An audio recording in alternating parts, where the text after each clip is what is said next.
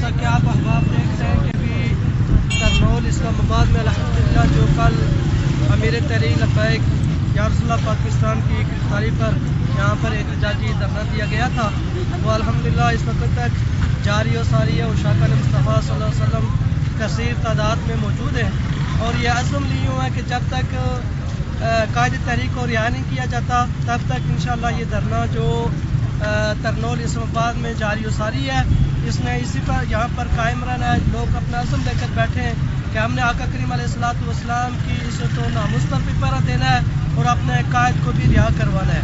اور اس کے ساتھ ہی جیسا کہ پوری دنیا میں اور بالخصوص پاکستان میں تمام ہی لوگ اس بات کو جانتے ہیں کہ تحریک لبیک والوں کا مقصد کیا ہے. کہ تحریک لبیک والوں کا مقصد آقا کریم علیہ الصلوۃ والسلام کے دین کو تخت پر لانا ہے اور آقا کریم علیہ الصلوۃ والسلام کی ناموس اور ختم نبوت پر ہر لمحہ ہر ساعت آقا کریم علیہ الصلوۃ والسلام کی ناموس اور ختم نبوت پہرا دینا ہے. اور الحمدللہ اس وقت کرنول میں ہزاروں کی تعداد میں آپ دیکھ سکتے ہیں کہ لوگ موجود ہیں جو اپنے قائد تحریک کے ساتھ اظہار یکجہتی کیے ہوئے ہیں. اللہ کریم جل جلالہ ہمارے قائد محترم کو جلد رہائی عطا فرمائے اور تحریک لبیک پاکستان کو دین کو اپنی راہ چونی ترقی عطا فرمائے.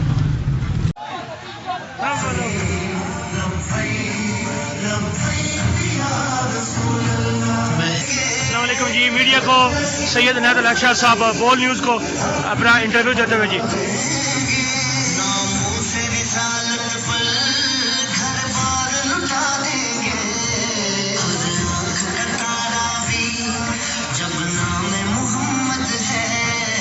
جی فرانس کا سفیر نکلے گا اور ہمارے قائد انشاءاللہ رہا ہوں گے، تب تک انشاءاللہ یہ دھرنا ختم نہیں ہوگی، جانے لوٹانے کو بھی تیار ہے.